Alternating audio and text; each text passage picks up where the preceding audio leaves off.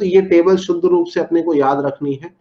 Mass of one proton is 1.672 into 10⁻⁻27 kg kilograms के अंदर, ठीक है ना। मास of one neutron is 1.675 into 10⁻⁻27 kilograms. और इसी तरीके से अगर हम लोग देखें मास ऑफ वन इलेक्ट्रॉन तो इट इज 9.1 इंटू 10⁻31 किलोग्राम्स, ठीक है ना। अब किस पार्टिकल का मास कितना है वो तो एक तरीके से फिक्स्ड वैल्यू है।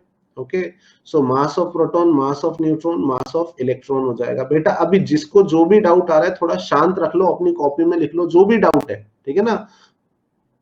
वो लास्ट में आप पूछ लेना। रिफ्रेश कैसे करते हैं? रिफ्रेश का मतलब क्या हुआ कि आप बाहर निकल जाओ और वापस से क्लास को स्टार्ट कर लो यार।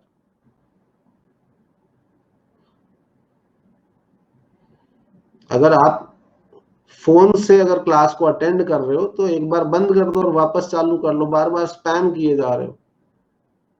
तो बातें करनी है क्या? बातें भी कर सकता हूं मैं पूरा 1.5 घंटे तक। आप खुद से डिसाइड कर लो कि आपने बातें करने के लिए फीस करी है। लैपटॉप में कैसे होगा, हे भगवान। ये कोर्स पेज पर ही आ रहा होगा ऊपर। चलो, तो मास ऑफ वन पार्टिकल ये इतना है अपने पास में, ये याद रह जाएगा। और ये फिक्स्ड वैल्यूज हैं, आपको याद रखनी ही पड़ेंगी, ठीक है ना। टाइप ऑफ चार्ज की बात करें हम लोग तो प्रोटॉन के ऊपर कैसा चार्ज होता है? पॉजिटिव चार्ज होता है। प्रोटॉन के ऊपर पॉजिटिव चार्ज होता है। प्रोटॉन के ऊपर पॉजिटिव चार्ज होता है। न्यूट्रॉन के ऊपर चार्ज निल होता है। निल बोल सकते हैं आप, जीरो बोल सकते हैं, कुछ भी बोल सकते हैं, ठीक है ना। तो ये कैसा होता है? न्यूट्रल होता है। और इसी तरीके से इलेक्ट्रॉन के ऊपर चार्ज कैसा होता है? नेगेटिव होता है, ठीक है ना। कोई भी पार्टिकल अगर है तो उसके ऊपर चार्ज या तो पॉजिटिव होगा या नेगेटिव होगा या फिर जीरो हो जाएगा, ठीक है ना।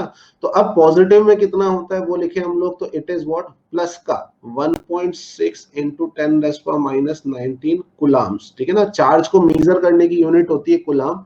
तो इसके ऊपर जो चार्ज होता है वो कितना होता है? 1.6 इंटू 10⁻⁻19 कुलाम। और उसकी जो पोलैरिटी होती है वो पॉजिटिव होती है, ठीक है ना। इसी को दूसरे तरीके से लिखने का, शॉर्ट में लिखने का तरीका कितना हो गया? +1e, ठीक है ना।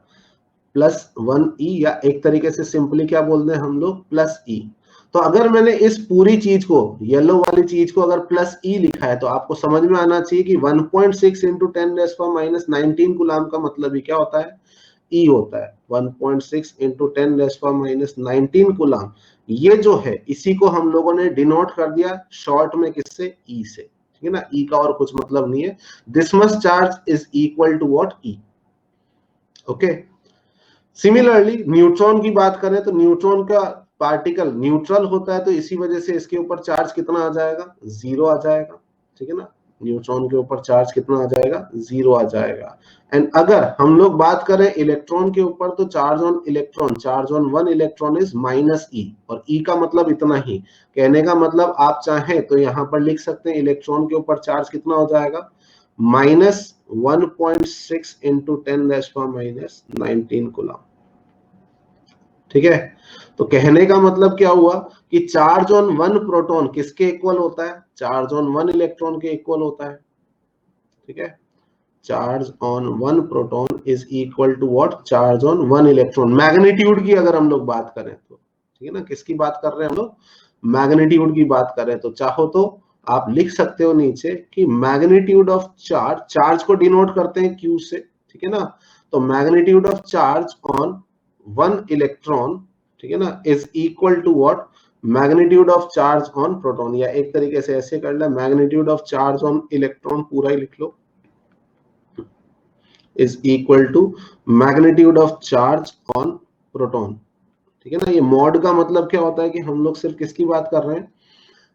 मैग्नीट्यूड की बात कर रहे हैं। ऑल्सो हम लोग बोल सकते हैं कि mass of one proton, mass of one proton is nearly equal, exactly equal नहीं है, nearly equal to mass of one neutron, ठीक है। तो ये एक तरीके से साइंस की जी के हम लोग बोल सकते हैं, जनरल नॉलेज